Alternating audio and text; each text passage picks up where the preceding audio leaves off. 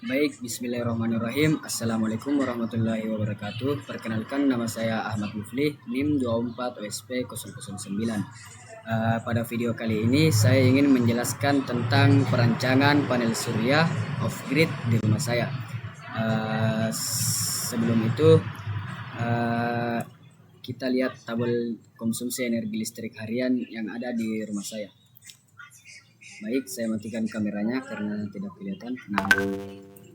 Nah, di sini itu konsumsi energi listrik harian di rumah saya itu memiliki total beban itu 8 beban, yaitu lampu Philips, kipas angin, kulkas, mesin pompa air, rice cooker, TV LED, cas HP, mesin cuci. Di sini lampu Philips itu daya per unitnya adalah 9 watt dengan jumlah 5 PCS atau 5 unit. Terus daya total dari lampu Philips itu 45. Dari mana 45 ini? Dari daya per unit dikali jumlah. Jadi 9 kali 45 sama 9 kali 5 sama dengan 45 watt. Terus lama pakainya itu sekitar 6 jaman per hari.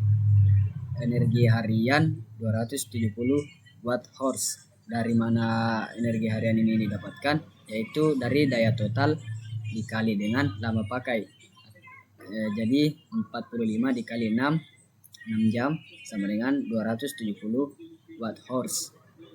Faktor startnya itu 1 kali, yaitu lonjakan arusnya itu cuma 1 kali. Jadi tetap 40, daya puncaknya tetap 45 watt. Berbeda dengan mesin pompa air. Nah, di sini mesin pompa air itu lonjakan arusnya 3 kali, jadi daya puncaknya itu sekitar 750 watt. Untuk totalnya dari daya total itu sekitar 1230 watt, dan total dari energi harian itu sekitar 2580 watt horse atau setara dengan 26 kilowatt horse. Dan daya puncak itu sekitar 2139 watt atau dibulatkan bisa jadi 2,21 kilowatt. Selanjutnya, baik, saya nyalakan kamera saya. Selanjutnya itu cara menghitung konsumsi listrik harian. Bagaimana sih cara menghitung konsumsi listrik harian? Ya, seperti yang saya jelaskan tadi, itu rumus daya total itu sama dengan daya per unit dikali jumlah unit tersebut, unit beban tersebut. Kita ambil contoh yang tadi lampu Philips. Nah, 9 lampu Philips itu daya per unitnya itu 9 watt dikali 5 buah lampu Philips, yaitu daya totalnya sekitar 45 watt. Rumus energi harian sama dengan daya total dikali lama pakai. Kita ambil contoh kipas angin. Nah, kipas angin itu per unitnya, daya per unitnya itu 45 watt dikali 5 jam sama dengan 225 watt horse. Selanjutnya rumus daya puncak, peak load. Daya puncak sama dengan daya total dikali faktor start atau lonjakan start lonjakannya berapa kali.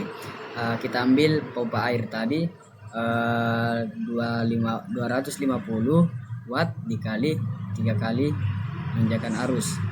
Jadi daya puncaknya itu 750 watt. Selanjutnya kita untuk perancangan kita harus menentukan panel surya terlebih dahulu. Bagaimana sih cara menentukan panel surya?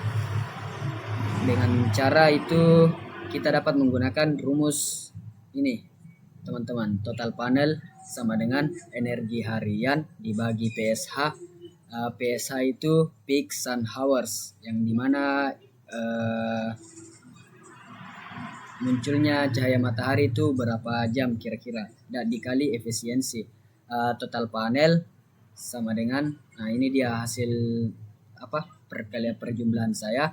Energi harian saya itu tadi sekitar 2580 watt horse dibagi, kalau di Makassar itu PSH-nya peak sun hours-nya itu sekitar 4,5 jam, bisa 5 jam kalau cuacanya lagi optimis atau lagi mendukung, atau lagi musim kemarau bisa jadi 5 jam, dan paling rendah itu minimum itu bisa jadi 4 jam peak sun hour-nya dikali dengan efisiensi 75%, jadi 0,75.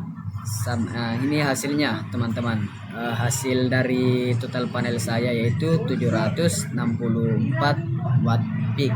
Jadi ukuran panel surya yang direkomendasikan itu untuk rumah saya yaitu sekitar 800 watt peak dengan pertimbangan energi harian 2580 watt horse, PSH di Makassar itu sekitar 4,5 jam per hari, efisiensi 75%. Efisiensi ini diambil berdasarkan rugi-rugi kabel, inverter, controller, dan lain-lain. Oke, selanjutnya menentukan inverter. Sebelum menentukan inverter itu kita harus tahu apa sih gunanya inverter. Inverter itu gunanya untuk mengubah arus DC menjadi arus AC untuk digunakan di rumah kita. Nah, untuk memilih inverter itu kita harus memilih inverter yang sesuai dengan adapun perhitungan yang jelas itu seperti ini rumus berikut. Kapasitas inverter harus lebih besar daripada daya total puncak dikali 1 ditambah margin. Margin itu adalah sistem keamanan, teman-teman. Apa itu margin? Margin itu adalah sistem keamanan. Nah, di sini total daya puncak saya itu 2139 dikali 1 ditambah marginnya itu 25%. Jadi 1 ditambah 0,25% sama dengan 2674 watt, atau dibulatkan menjadi 3 kilowatt. Jadi untuk pemilihan inverter yang sangat disarankan itu menggunakan inverter 3 kilowatt pure shine. Selanjutnya menentukan solar charge controller. Nah, sebelum itu saya akan menjelaskan apa itu solar charge controller.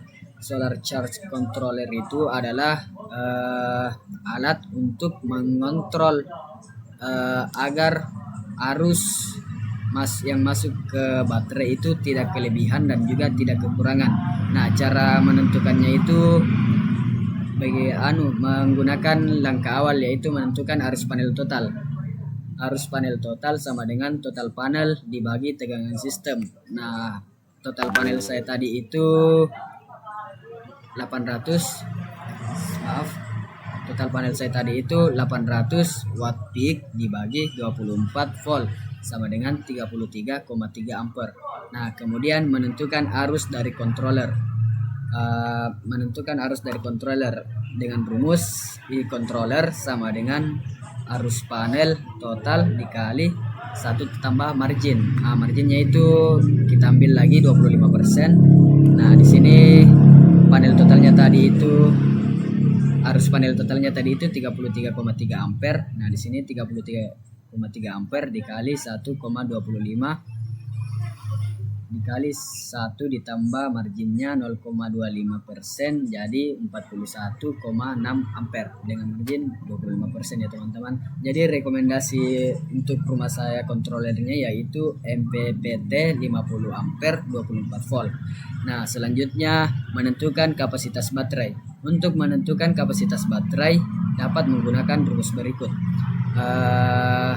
Baterai itu gunanya untuk apa? Untuk menyimpan tegangan atau energi atau sumber atau kapasitas ya untuk menyimpan energi listrik ke dalam baterai tersebut.